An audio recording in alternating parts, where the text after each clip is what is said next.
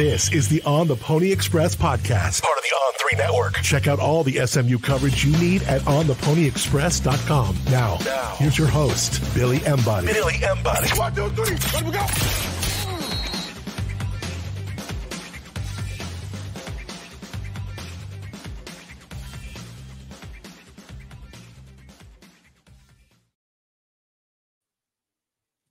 Welcome in, ladies and gentlemen, to another edition of the On the Pony Express podcast. I'm Billy Embody. Thanks for joining us, and thank you to all of you guys who have subscribed to ontheponyexpress.com. We continue to move up the food chain, so to speak, with over 1,000 subscribers on the website right now. You can go there and get your first week for just $1. So perfect time to sign up. You're going to have recruit reactions, recruits rolling in for this Boston College game this weekend, and then you get 50% off your first year of ontheponyexpress.com. So if you want all the latest on SMU football, basketball, recruiting, and more, head over there now and click the join button in the top right corner of the page, and it'll be right there, easy for you to go ahead and sign up. Another thing that's easy, working with Status Jet. This is that time of year where the holidays are coming up. You've got Thanksgiving, you've got Christmas, you've got New Year's Eve. Hey, maybe you're planning an SMU football game trip around New Year's Eve as well. How about doing it in style with Status Jet? You can use code PONYUPACC for a discount on your round trip flight. They can take care of everything for you, whether you need catering on the flight, whether you need transportation as soon as you're on the ground, whether you want a driver, this, that. They can plan experiences for you as well. SMU's headed to Charlottesville in a couple weeks.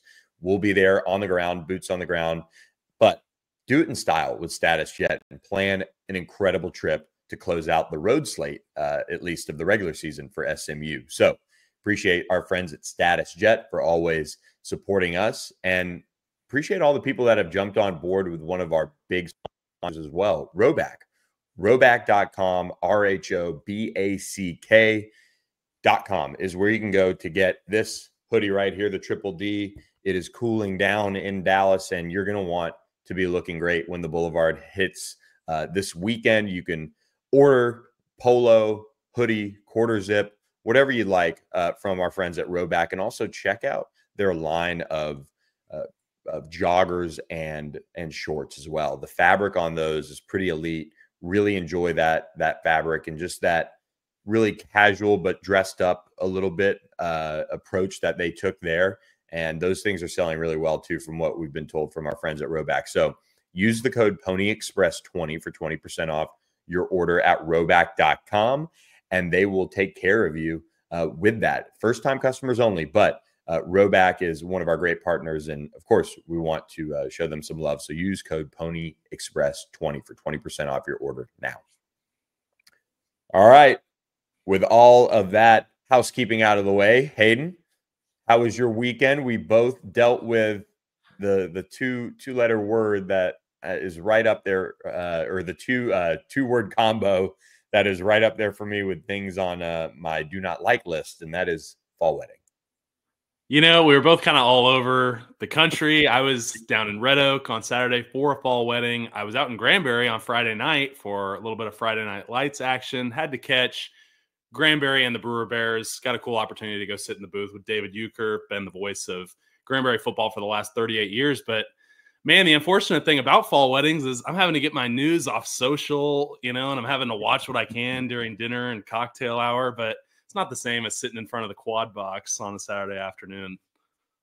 Yeah, it was tough, and we'll jump right into coast to coast. I was the same way for kind of much of the day too. I was able to watch a good bit of Ole Miss, Georgia. That was a perk of flying from Dallas to California for the wedding that I went to on Saturday. I watched some of the noon or the 11 a.m. games. I watched Texas, Florida, was able to watch a lot of Ole Miss, Georgia in particular once I got on the ground there. And we'll run through all of that, but it is very difficult to watch games and go to weddings. So I didn't get to see too much this weekend, but I also watched, of course, Miami, Georgia Tech. So we'll get into that right now, but I mean, we were both dressed up. We were, sending suit pics. I mean, it was just your untypical bye week in a sense. You just want to kind of chill, but here we are putting on our suits and getting all dolled up, and paying for it a little bit as we're recording this on Sunday. Hey, I appreciate at least our friends were able to schedule one over the bye week. So Yeah. didn't miss an SMU game at least, but we did miss a lot of chaos and upsets this weekend. And the one I want to start with is the one that affects SMU the most. And that, of course, Miami Hurricanes falling to Georgia Tech. As we talked about last week, Miami has been playing with fire and they finally got burned. I mean, I'm not surprised in the slightest, to be honest. I mean, this is the fourth or fifth game that Miami has really struggled in the second half, where they were having to try to mount a comeback, and it finally was just too much. They weren't able to do it. But the bright side about that, teams are continuing to give SMU a blueprint on how they're going to beat Miami in the ACC championship. I mean, hopefully we get there. Still got a lot of games to take care of before now and then. All the disclaimers. Yeah, of course, of course. Yeah. Cam Ward is a great player. He is a Heisman Trophy candidate, 348 yards, 3 touchdowns. That's pretty good showing for him, but Georgia Tech just dominated on the ground. They had the ball for 10 minutes longer than Miami. They limited Cam Ward's opportunities with the football, and because of that, they were forced to throw. They became one-dimensional. They only had 88 yards rushing compared to Georgia Tech, who rushed for 271. I mean, Georgia Tech is a team that not that long ago, they were the triple option. So they've got running the football built into their DNA. Georgia Tech won the turnover battle 1-0. Miami is extremely explosive, and they did outgain Georgia Tech overall. But again, that turnover battle was just tough to overcome. They did play a pretty penalty-free game, only 3 penalties for 35 yards. I was kind of looking that up to see where they're at in terms of the rest of the country. They're 116th usually in penalty yardage per game at 67.8. SMU is 128th with 80.5 yards per game. But Miami finally falls, gets that one blemish next to their otherwise unbeaten record, and it's great for SMU. The thing that stood out to me, a couple things, obviously, with that game, because I was watching very, very closely, but Miami, their defense it's there for SMU if they play up to their standard, if they make the game and all those things on the ground. And Georgia Tech's win reminded me a lot of what they did over there in Ireland against Florida State to kick off this season. And Brent Key's done such a good job with that program. I picked Georgia Tech to be third in the conference this year. Now, that hasn't necessarily panned out, but they are right there, down the line to potentially maybe move up a couple spots if Miami falters again and things like that. But, Haynes King's been hurt this year. Talk about a gutty performance from him. He took some shots in that game, and the pride of Longview, Texas really stood up and helped win that game for them. I mean, they just closed the door on Miami, and for SMU, huge deal, because the Mustangs now sit atop the standings right now, the ACC, right there. We're looking on ESPN, 5-0, unblemished record. We'll get to Clemson. We'll get to some of these other games, but this is a huge opportunity now for SMU, and Georgia Tech gave them a little bit more of the blueprint. And, Herb Street, I don't know if you caught the segment on game day on Saturday morning, but he nailed it. SMU is not someone to be slept on. And obviously whether Miami lost or won the game against Georgia Tech didn't really change his point there. But what he said was, Miami's defense not looking so great. This is a team that's kind of playing with fire. He alluded to, the fact that we could see a game like this pop up for Miami where they finally get bit, and it happened.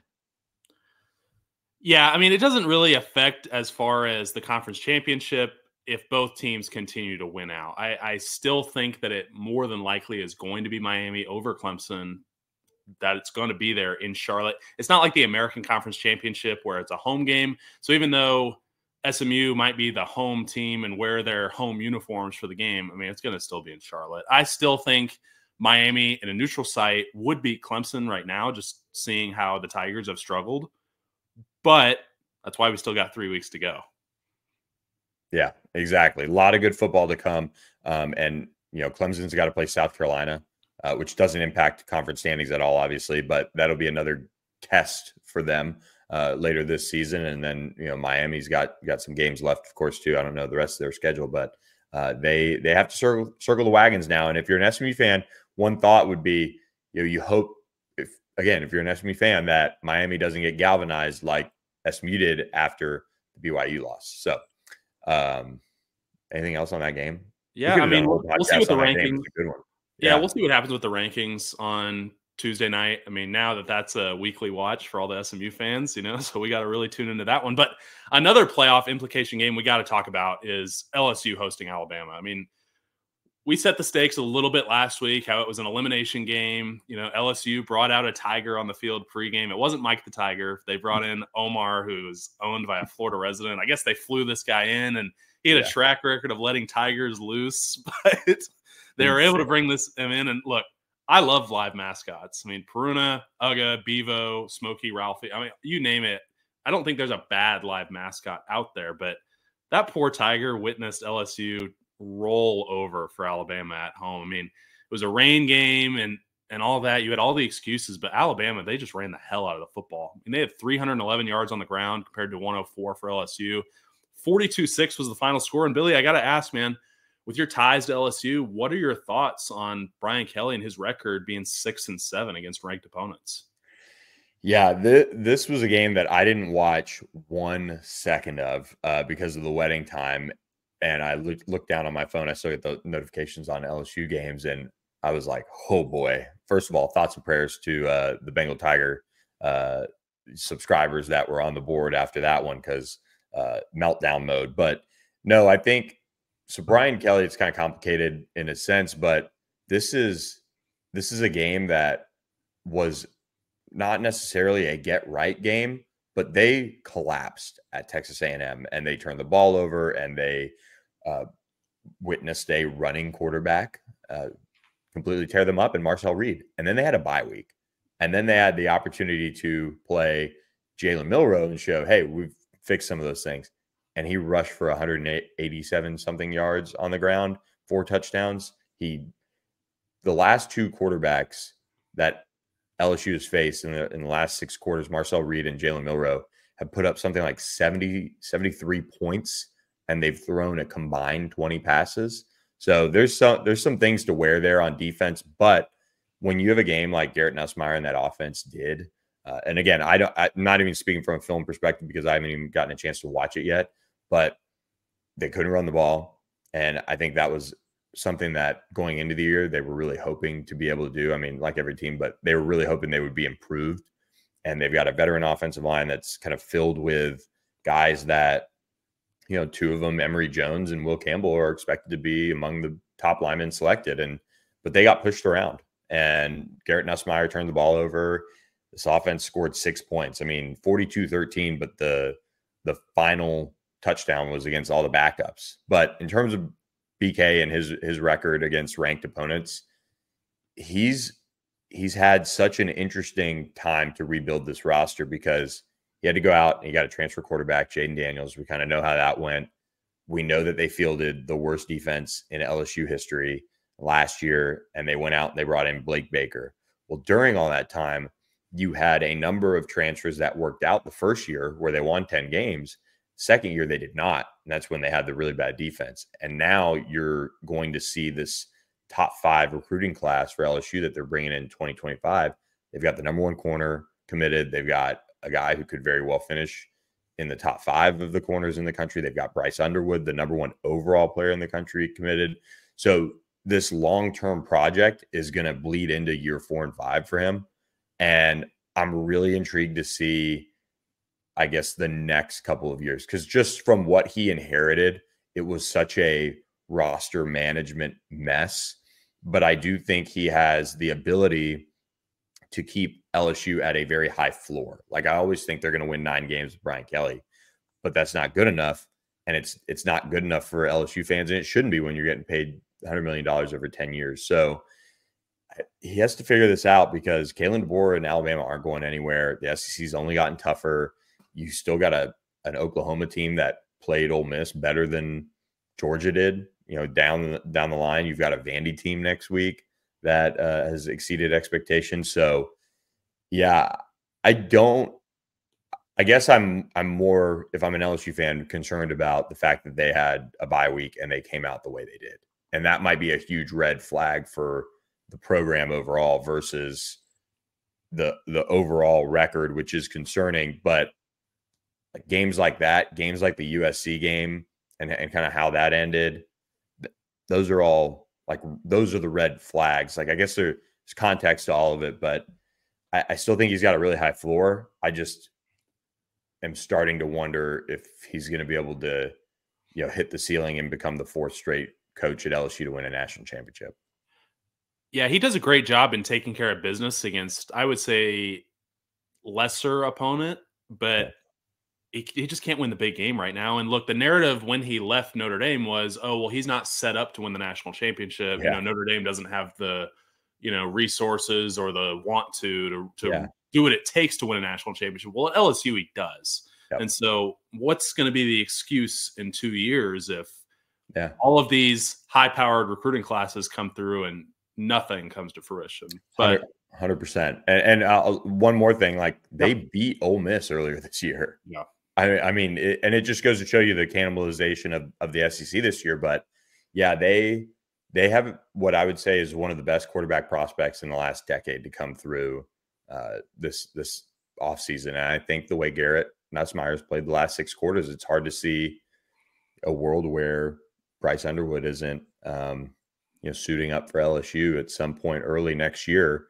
And we'll kind of see where that goes. But it's tough times in Baton Rouge, really tough. When you lose to the Aggies and you lose to Alabama, it's not good down there. Well, on the other side of Louisiana, we stay in the SEC, and this one really surprised me. It was Georgia falling again. Ole Miss takes them down in Oxford, and this was the first time I've seen Georgia get dominated in the trenches. Yep. Probably in the last 5 years. I mean, Ole Miss had 5 sacks on him. Randall Joyner, of course, is the defensive line coach at Ole Miss. He's done a great job with that unit. They limited Georgia to 1.8 yards per carry. I mean, that's not the same Georgia offensive line we've seen the last 5 years. Rebels rushed for 134. They only gave up 1 sack. They did a great job on offense as well. But the killer was the 3 turnovers. I mean, that was just way too much to overcome. Carson Beck, on paper, he's okay, but you actually watch the game and just some of these decisions he's making, it's just like, dude, where are you looking? Yeah. The hilarious part for me was Ole Miss rushing the field with 16 seconds left. They still hadn't kneeled it out, so they had to get everybody off, and then kneel it out again. But to beat Georgia 28-10, 3-score game, I don't care where it's at, neutral field, home or away. I mean, that hasn't been seen in the Kirby Smart era. I mean, at least not recently. No, this is only the second loss for Georgia since 2020 in the regular season. So they're always losing in the playoff, but it's never been in the regular season. Yeah, it's crazy. They are outside of the top 10 now as well. I think for the first time. They are 11. Since 2020. So first time since then too. And I mean, I don't really know.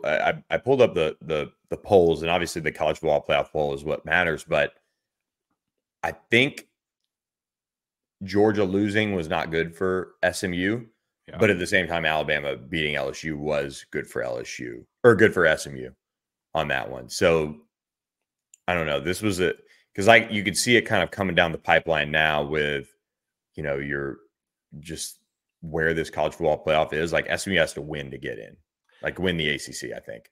I don't think there's going to be 2 teams from the ACC, and whoever is going to be the runner-up is going to be in the Gator Bowl or something along those lines. Pop-Tart Bowl is where we're headed if SMU doesn't get in. Yeah, there will be 4 SEC teams, 4 Big Ten teams, 1 ACC, 1 Big 12, and then they'll fill in whatever the last couple spots are.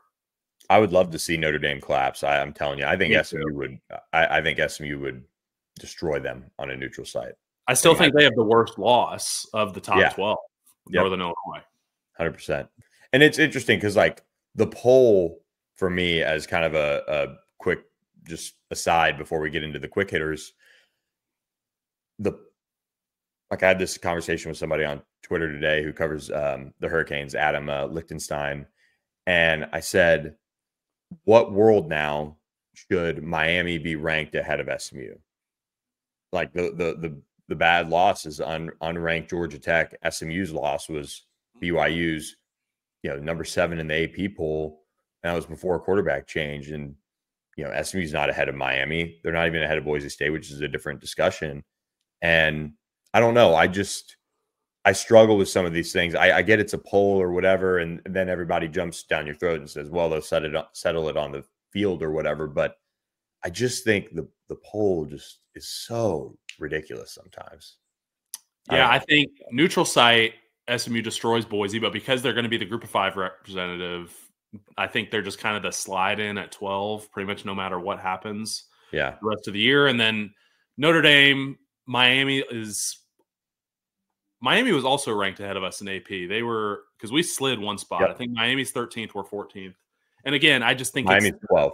Miami's 12 in the AP. Miami's 12. Okay. Yeah. Again, I just think it's logo bias. I mean, it just has to be at this point, you know. Well, and you drop Miami 8 spots to a Georgia Tech team that's, I mean, they're much better than their record. Again, Haynes King was hurt, missed some games this year. I understand Miami now being behind Ole Miss, Georgia, Alabama. Like, I agree with that.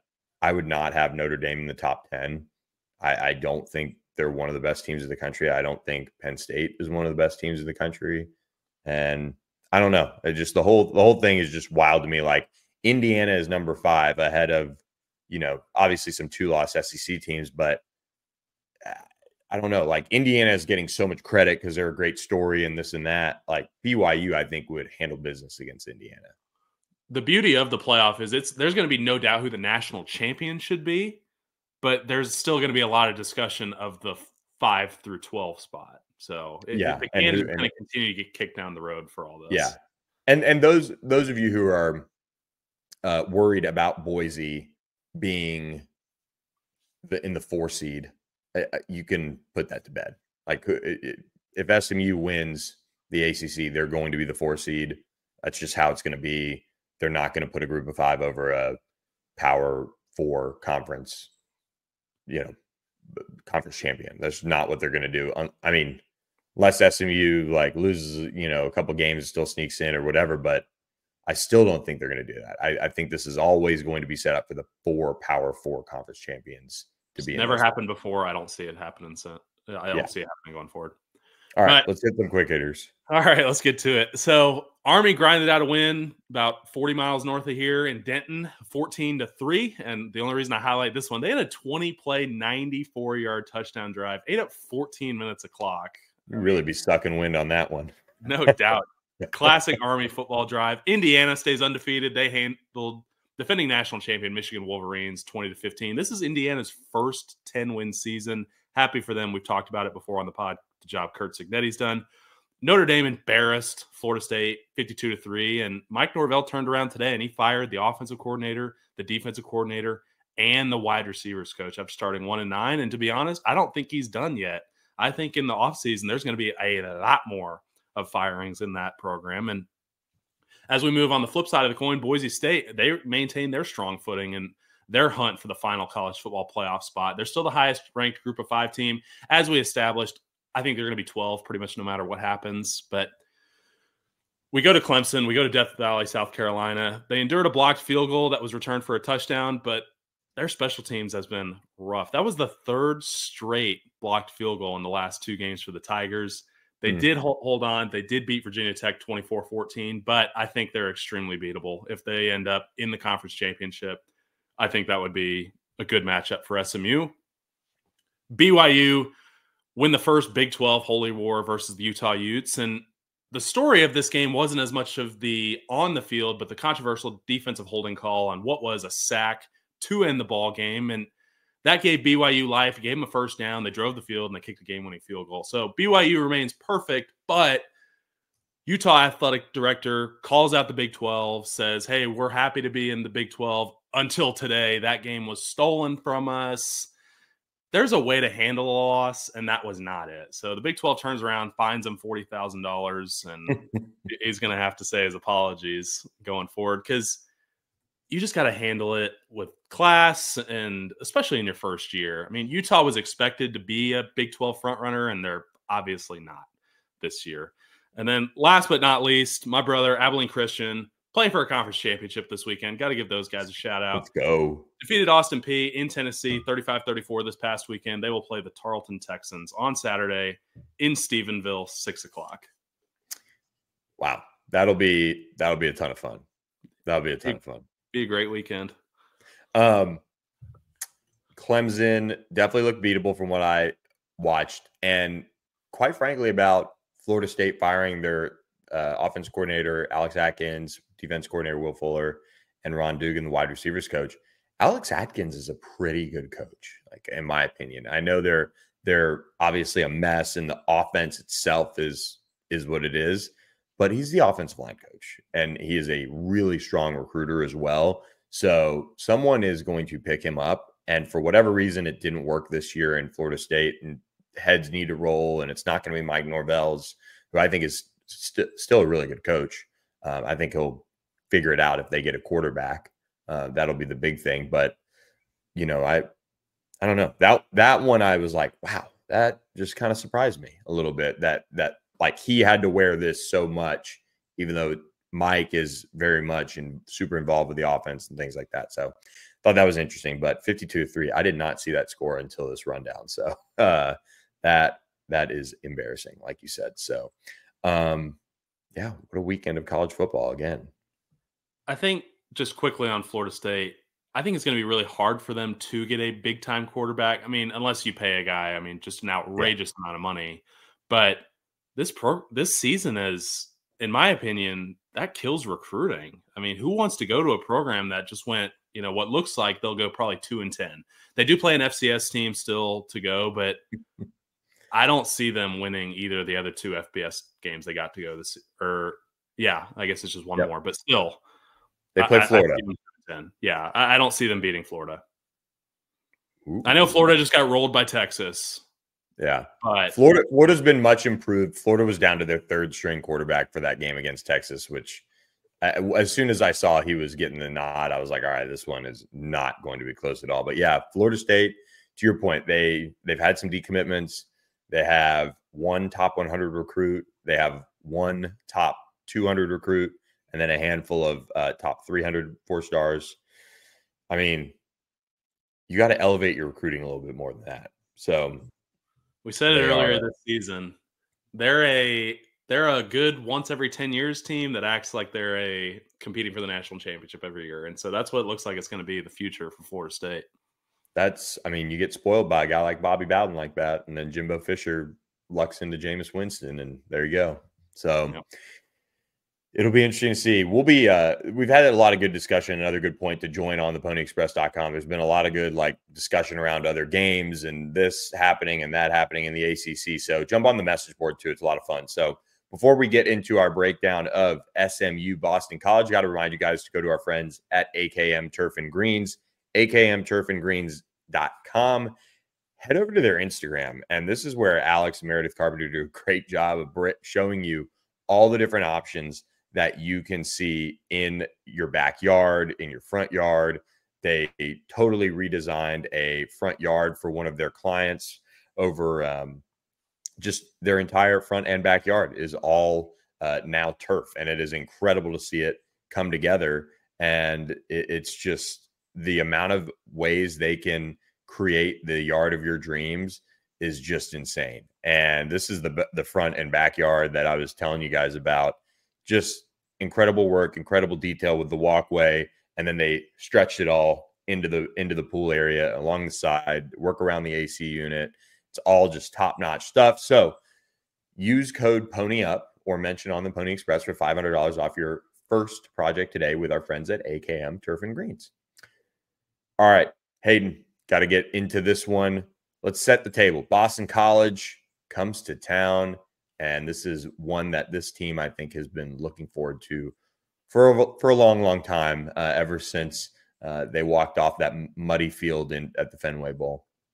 This is a revenge game. It really is. And I think back to 2021 when we had to go play La Tech, we still talked about the 2017 Frisco Bowl. So this game is obviously much more recent than those two games were as far as time apart. It's mostly all the same characters that were there in that bowl game.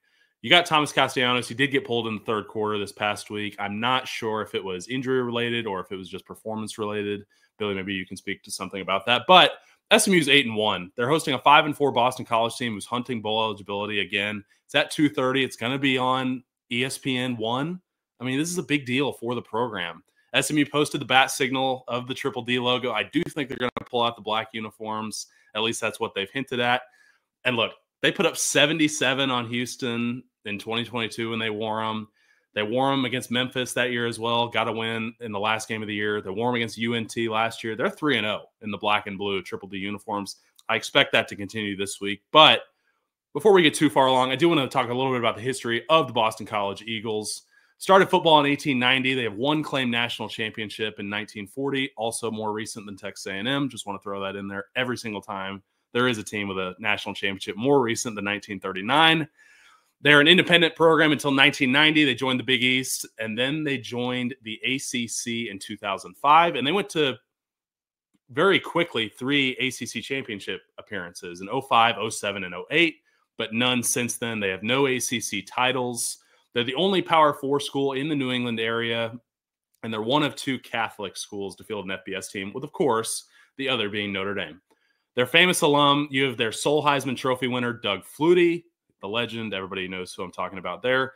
You have Falcons Ring of Honor quarterback Matt Ryan, quarterback Matt Hasselbeck, linebacker Luke Kuechly, who is one of my personal favorites, and then nose guard Mike Ruth won the 1985 Outland Trophy, and then the history against SMU. They're 1-1. So the one win for SMU was in 1986. SMU won 31-29 at the old Cowboy Stadium. And then last year, of course, you have the Fenway Bowl at Fenway Park. Boston College won 23-14. This is the first year of the program under head coach Bill O'Brien. Last year's head coach, Jeff Hafley, he resigned to take the defense coordinator job for the Green Bay Packers after a 22-26 record as the Eagles head coach. He had been in the NFL and then went to the college ranks for 5 years and then got his shot to jump back into the NFL. But Bill O'Brien is another NFL guy. He brings a lot of head coaching experience. He was the head coach at Penn State for a couple years there, 2012, 2013. And then he was the head coach and general manager for the Houston Texans between 2013 and 2020. I mean, guy knows how to run a program. He spent time as the offensive coordinator at Alabama and the New England Patriots over the past 3 seasons. And he was hired in February this year, which I thought was super interesting because you don't get really a full offseason before spring. He kind of comes in midway. But they're 5-4 so far this year. They had a 37-31 W over Syracuse in Week 11, and they're bringing some confidence into this game, I will say. Yeah, I was listening to a Boston College podcast on my flight back home today, and to speak to the Thomas Castellanos thing, look, SMU has a long history of making quarterbacks that are supposedly not very good look good. This is the new SMU, though, so we're not going there. The Boston College quarterback situation is kind of a mess. And from what I'm gathering, that's from their side of things. Like, I mean, you have beat reporters that are waving the white flag on Thomas Castellanos. So for anyone who might be in the Pony Express panic room that's listening, I think there are obvious challenges that Thomas Castellanos, gives defenses with his ability to run around and make plays and do things like that. But at the same time, he is playing very poorly. And this is a Boston College team that bounced back after 3 straight losses to beat Syracuse, who's up and down, I would say, but doing a very good job. First-year coach Fran Brown there. But, yeah, Thomas Castellanos right now, not a very good passer. Grayson James is the other quarterback. I know Thomas Castellanos was nicked up earlier this year, so that may be playing into it. But at this point, this is a BC team that will apparently drive their fans nuts. They'll jump out to a lead, or they'll fall behind, or they'll do this, do that. There's no like consistency from the team. It's great quarter, awful quarter, great quarter, awful quarter. And you can mix that up as much as you want. And lately, before this weekend, it had been a lot of bad quarters in that 3-game losing streak. But when it comes to the quarterback play, Grayson James is pretty solid. It sounds like he's the guy that they're going to roll with in the future. So it's funny how the college football season works and how quickly you can see some guys that are, you look back on week 1 and playing against Florida State, I think, or week 2, and how Thomas Castellanos went from, oh my gosh, this huge upset over Florida State at the time to maybe not even starting. at SMU this weekend, which is wild. So I don't know what Bill O'Brien's going to do on that and how he'll handle it, but they are playing two quarterbacks right now, and it's not even in a good way. It's not, hey, we have two quarterbacks we really like, we're letting them battle it out, a la what SMU tried to do earlier this year. It's we have issues. Yeah, the notes I had on Castellanos, just to jump ahead a little bit, he did have a little bit of a hot start to the season. You know, Yes. I didn't have that written down early, but he's definitely cooled off. He has not been playing well recently. He only has 1,300 yards through the air this season. I mean, that is not good for an FBS quarterback. Yep. Like I talked about, exited the game in the third quarter, and he was replaced by Grayson James. And I understand the game was a run fest, you know, at that point, but he finished efficient. You know, he had a touchdown. He completed most of his passes. So we'll just kind of have to wait and see what the signal caller spot looks like on Saturday. Fortunately, we had a little bit of film on Grayson James, not just in this game, but in another game earlier this year. So I'm sure Scott Simons will have something cooked up, but it'll be one of those weird deals where you're not going to know until the first series. I do want to also go back to famous alums, and I tried to find it, but I couldn't. But Mark Herzlich, one of the best stories out there for those of you who remember him, cancer survivor and doing great things, and played at BC as well. Got my picture taken with a much younger Billy Embody back in the day at a fundraiser, at a cancer fundraiser. So I do want to shout him out. He's always been a good guy to run into a couple times since then. So cool. Yeah, great guy. BC has some low-key really good alums. And also, as a extra side note, you flip over to hockey. My dad's college coach from his days at Clarkson went on to Boston College, won Jerry York, and he's considered one of, if not the best college hockey coach of all time. Won a few national championships there and all of those things. So got some ties there.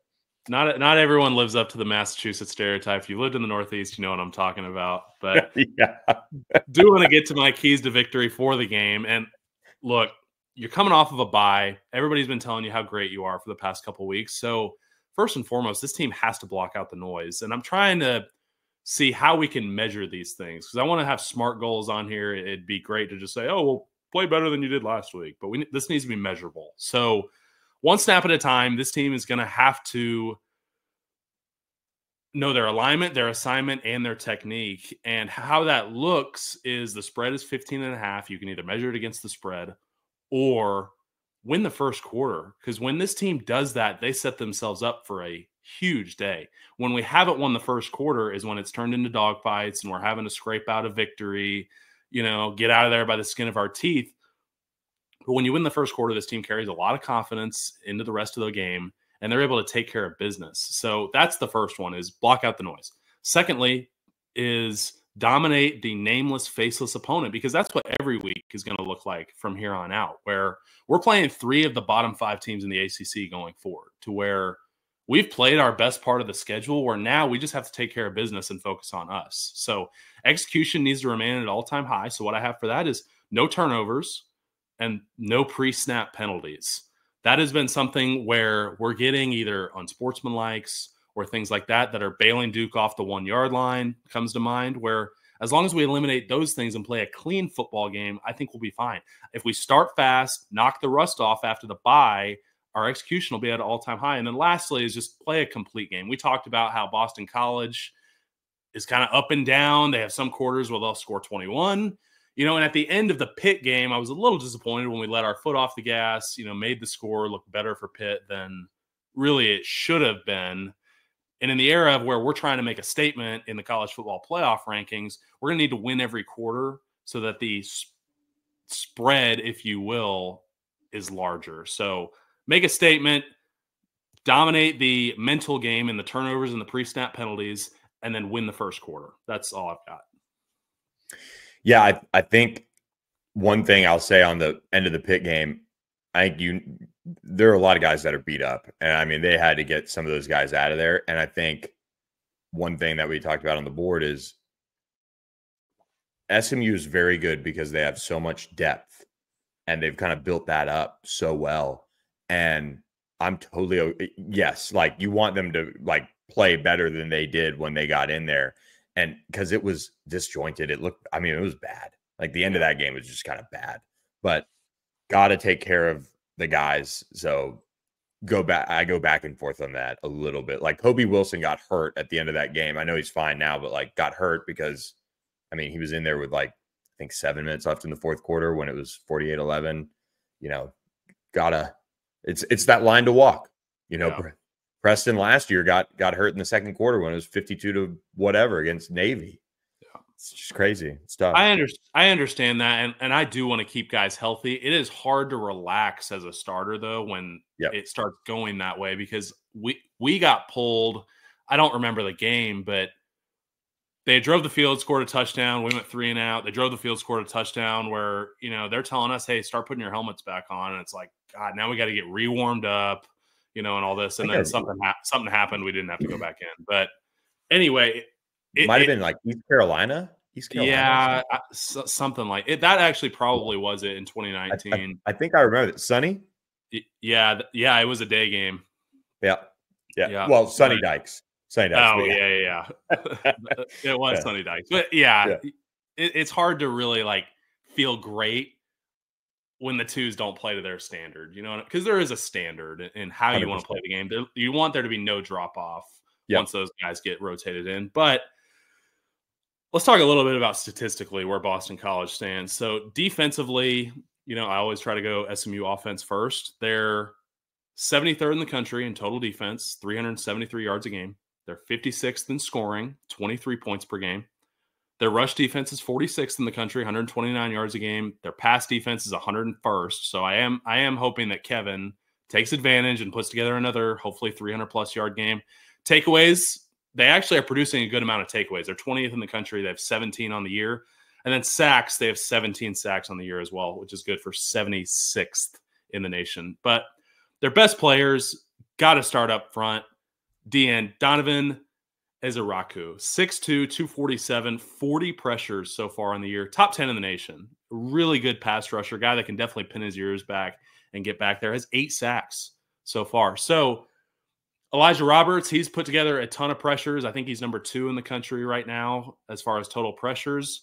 But Ezeraku, he's able to get to the top of the pocket. He's able to finish his rush, and he's been able to get home just a little bit more than Elijah has this year. So what that means for the tackles is when you get to the top of the pocket, you're going to have to extend that upfield arm to really push him past the top of his rush. This guy's also the team leader in tackles. He is what makes this defense go up front. And then number 9, go ahead, Billy. Yeah, no, Donovan Ezeraku is a star. I mean, this guy is so good. And in a day and age where everybody wants a lot of these edge rushers to be like small forwards on basketball court and have the ability to bend at 6'6", you know, 220, 6'2", 247, like you said. I mean, not overly big, just a guy that plays with great leverage, great motor. I've seen him enough this year to know that wherever he lines up on SMU's offensive tackles, they're going to need to be ready to go from a pass protection standpoint. And I'm interested to see if SMU kind of lets him go, or if they, you know, try some chips, or if they try some little help and things like that. But he is fun to watch, but not when you're playing him. Yeah, with losing Rooster for the year, I thought Rooster was our best pass protecting back. We're going to have to be really good in one-on-ones to be able to get Broussard out and on his route where we're able to provide a check down for Kevin, because the worst is when you have to keep your back in every play and, well, now we only got 4 receivers. And so where multiple guys are getting double teamed, I mean, that sucks from an offensive standpoint. So I moved to an interior defensive lineman, Cam Horsley, number 96, 6'4", 306. This isn't a guy that's going to leap off the page as far as stats, but he's really solid in both the run and the pass game from a interior defensive lineman perspective. I believe he has double-digit pressures on the year. He's the second highest graded player on their defense, and then he makes a ton of stops in the run game. I mean, this guy's a stereotypical ACC, you know, all-conference interior defensive lineman, if you ask me. And then number 5, linebacker Cam Arnold, 40 tackles, 2 forced fumbles, 1 interception. This guy's got a nose for the football. We're going to have to account for him wherever he goes. And then finally, corner Kari Johnson, 5'11", 192. He leads the team in interceptions with 2. It's a pretty good group that they have assembled on the front lines for them. You know, I think they've shown the ability at times, and that's really the thing with BC overall. It's at times everything is kind of that caveat, and you look at what they've been able to do. Stopping the run, that's pretty good. That's not bad, and especially when your offense maybe isn't helping you out a ton right now. It's hard to have the energy, the stamina, all those things to play that hard and get that type of a production still. Yeah, I think overall they're a pretty stereotypical ACC defense. Good pass rushers.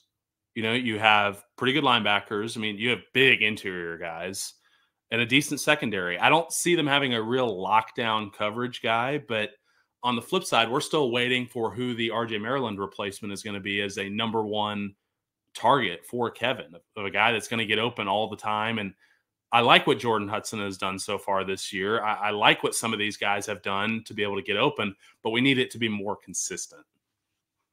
Yeah, I thought Keyshawn had his best game of the year. We talked about that, against Pitt. Yeah. And so if he can keep that going, one, he might make himself some money down the stretch here, because Keyshawn could go. He's athletic. Like, he could be, and I think Keyshawn has shown this too. I remember I covered a guy named Racy McMath. He was the fourth receiver on LSU's 2019 national championship team. He wasn't Justin Jefferson, Jamar Chase, all those guys, Terrace Marshall, but he's been in the NFL bouncing around as a special teamer for years. I think Keyshawn could end up doing that. Yeah, he was with me in Tennessee. I love Racy. He's a good dude. He is. Racy is awesome. Love Racy. He was just, cool. Yep, right down there at Edna Carr in New Orleans. Good guy. Yeah, so. No doubt.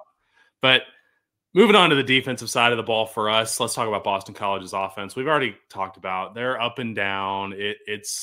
They're waving the white flag in the message boards, but what really matters is the on-the-field stuff, and it's not great. Total offense, they're 97th in the country, 354 yards a game. Scoring, they're 74th. They're only putting up 27 points per game. 50th best rush defense is the silver lining for them. They're rushing for 175 yards a game.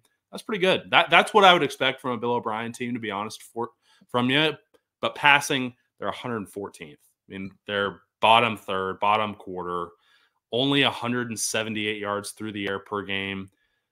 But they're very efficient in the red zone. And when you look at the actual stat of red zone scoring percentage, it's less than 3/4, but all the teams around them have kicked 9-10 field goals.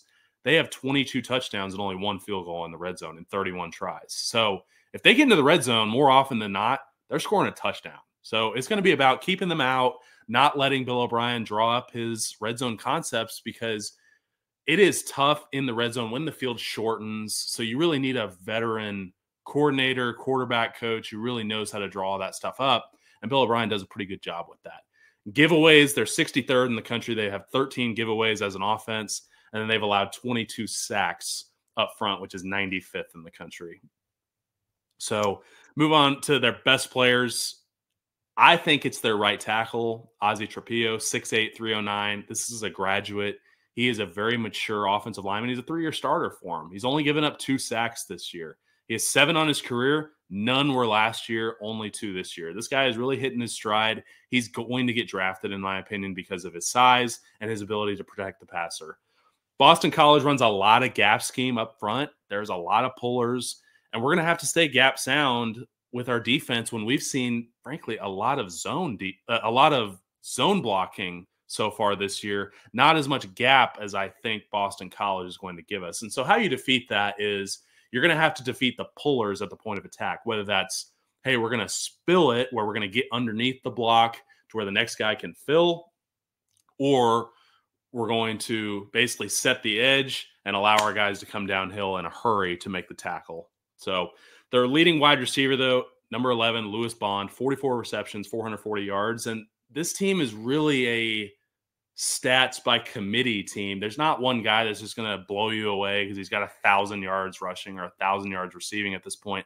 There's 6 receivers who have more than 149 yards rushing or 149 yards receiving. And their leading rusher, number 5, Kai Robichaud, 100 carries, 471 yards, 6 touchdowns.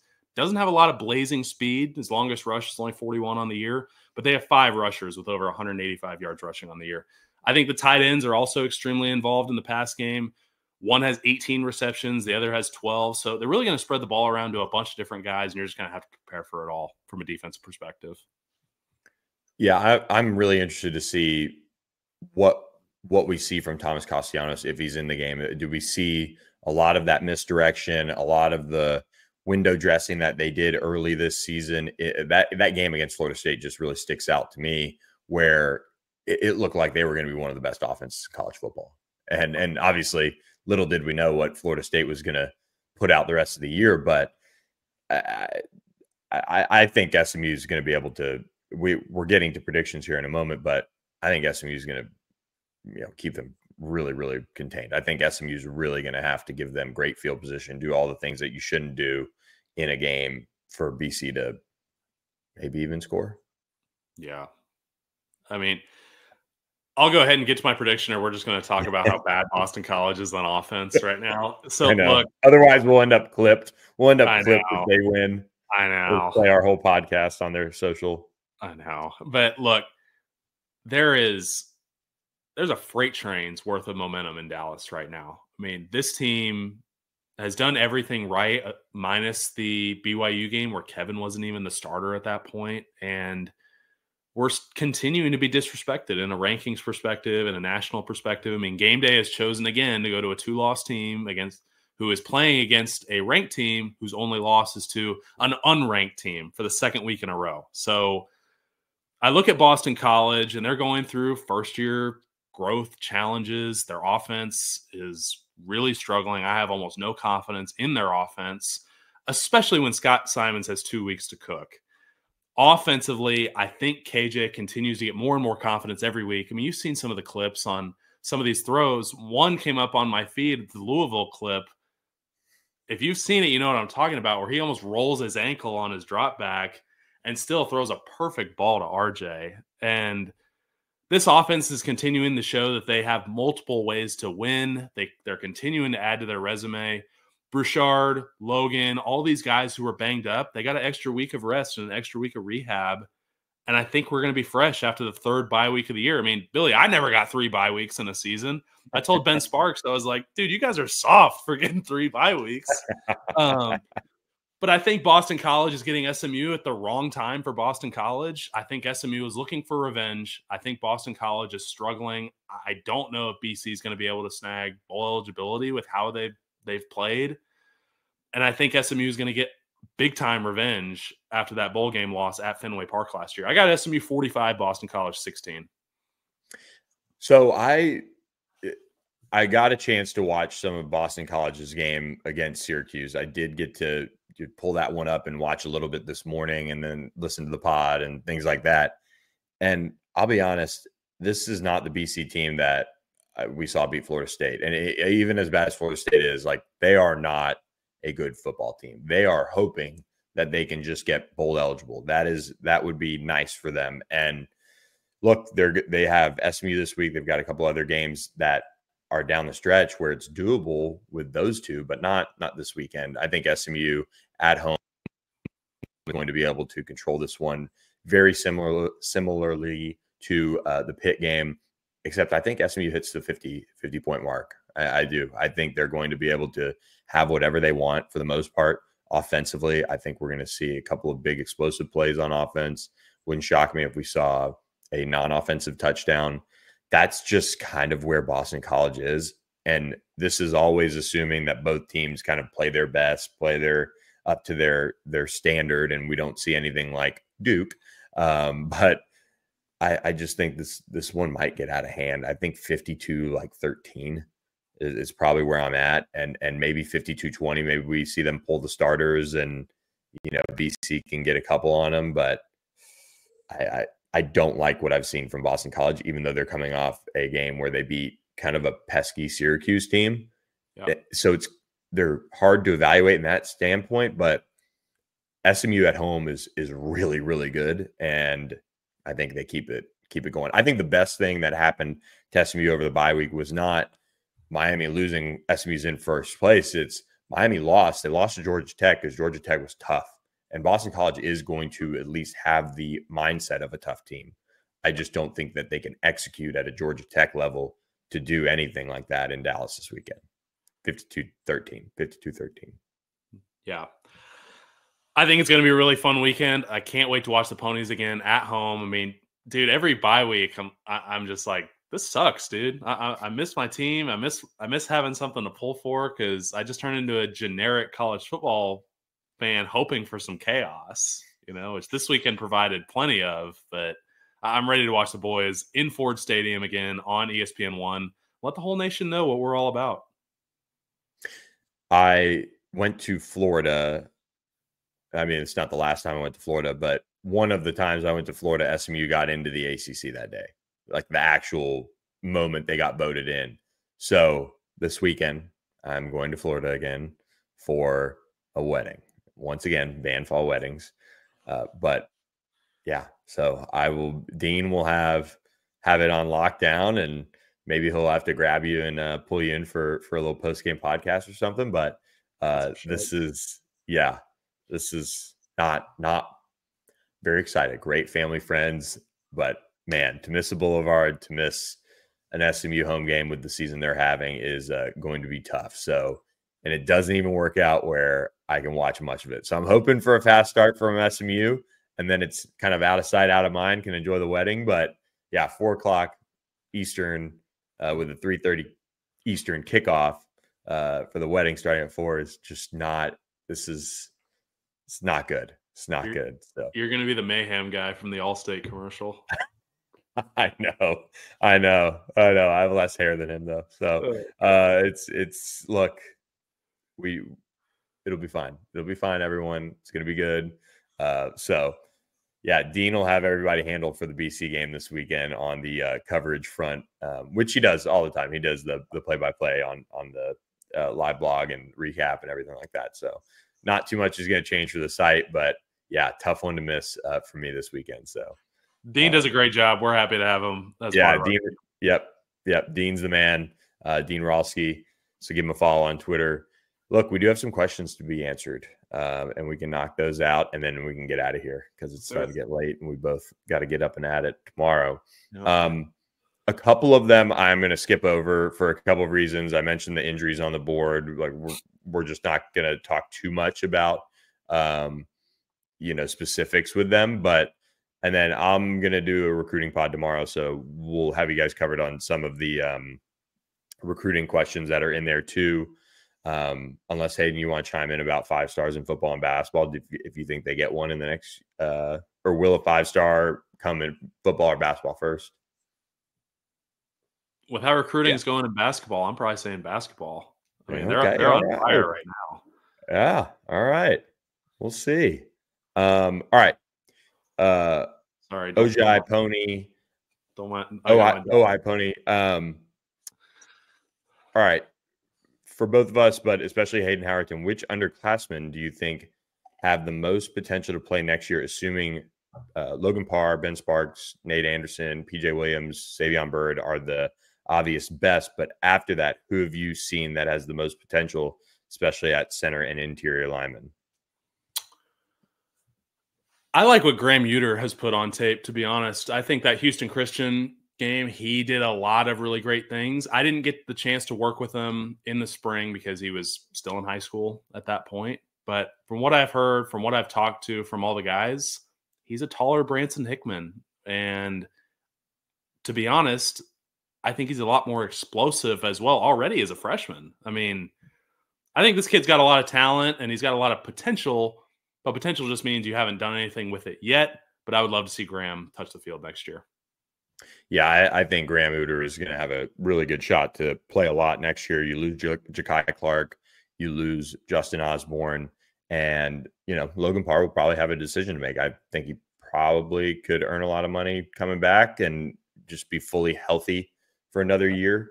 But he's also kind of been around a little bit. He doesn't have like a ton of wear and tear, but he also could really elevate, I think, his stock with a good year next year in the ACC. So, Graham Uter. I think Alex Woods is an intriguing one for the guard position. I think they'll go into the transfer portal and try and shore up the interior again. But they return their really 2 starting tackles and Andrew Chamblee. So who knows where maybe PJ or Savion or somebody slides inside, or they do something different next year. So we'll see. Savion played a lot of guard, I will say. Yep. At OU, he played some guard in the spring for us. So I'm not projecting what Coach Justice is going to do at this point, but he can play a couple of positions. But it would be a little bit of a transition for him, but Coach Justice is a good enough coach that I think it'd be natural. All right, Beacon's Pony. Any thoughts on the offensive line scheme differences for BC? I think we're they're talking about our offensive line, or we're talking about. I think talking about BC's offensive line. I think. Yeah, I mean, like I said, they do a lot more gap scheme than I think we've seen so far this year, and really, teams are trying to always be multiple. You're trying to have a lot of gap, a lot of zone. Inside, outside.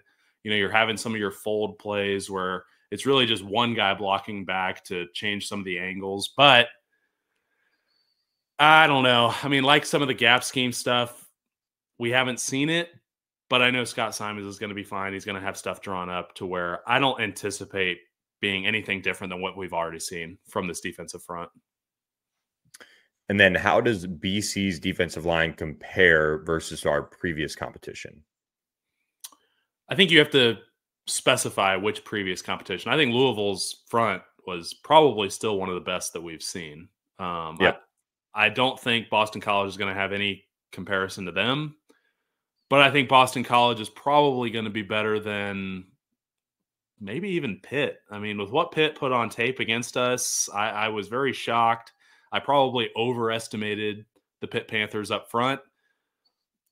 And it's not that I'm discrediting Boston College. I think they have talent, obviously, at the defensive end position, like we talked about with Ezeraku.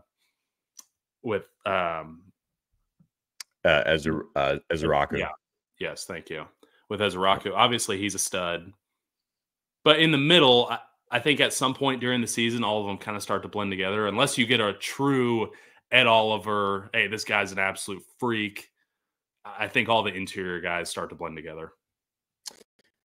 And then Ojai Pony, do you spy their quarterback or just play straight and hammer home with your guys, not to over pursue, stay in your lanes even when stunting?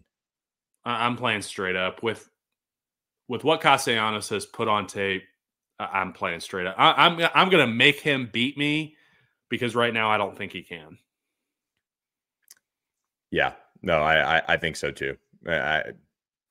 You obviously want to contain and not, completely just play him, like a pocket passer because, if he gets hot running the ball, if he is the quarterback, that'll be something to watch. But this Boston College offense just hasn't been very good. So it's almost like, I don't want to say not worried. You're always worried about your opponent and doing things and figuring out a good game plan for it. But I think we're going to see a lot of Grayson James is what it sounds like. And I think from a contain perspective, it doesn't have to be a defensive coordinator led meeting of, hey, here's what we're going to do to contain. That can just be in the defensive line room of, hey, don't rush past the quarterback because then you're going to create running lanes. Or, hey, we're going to do a little more twisting this week to try to eat up some of those open spaces otherwise, or compress the offensive line in your rush versus, hey, make this giant swim move that's going to completely vacate the A gap. So things like that. Yeah. All right. Well, good pod. Yeah. Gonna have everybody on the boulevard but me this weekend, Hayden. So enjoy it. I love the special guest we've got on the pod. Who do we got here? Yeah, I got my dog. After the whole Herb Street thing that happened, I feel bad for Ben. I had to bring Maverick in here with me. Get my love dog it. in the pod. So I can't pick up Ace, but he's around here right now. He's laying it on the rug over there. He's relaxing. That was a tough watch. I feel for him. I do. I know we're boycotting College Game Day. Still love Kirk Herbstreit. Still love Nick Saban and the continuous love he's giving to Kevin right now. Yep. That's pretty cool to see. Yeah. A lot of fun for SMU fans so far. The Mustangs will look to keep it going this weekend, 2:30 p.m. Central on Big ESPN, live from Ford Stadium. No huddle crew this weekend. What are we going to do? But they'll be watching as well as SMU takes on BC. The Mustangs look to continue to be the ACC frontrunner currently in first place of the standings. So wild times, but we'll be here to cover it all for you at ontheponyexpress.com. So head over there, subscribe for $1 for your first week or 50% off your first year. Great deal. It's about $6 a month when you do the annual sign up like that. So head over there, subscribe now. For Hayden Howerton, I'm Billy Embody. This has been another edition of the On the Pony Express podcast. Thanks for listening to the On the Pony Express podcast with Billy Embody. Follow us on your socials on X at SMU on 3 and on Instagram at on3SMU. And keep it locked to ontheponyexpress.com for more coverage.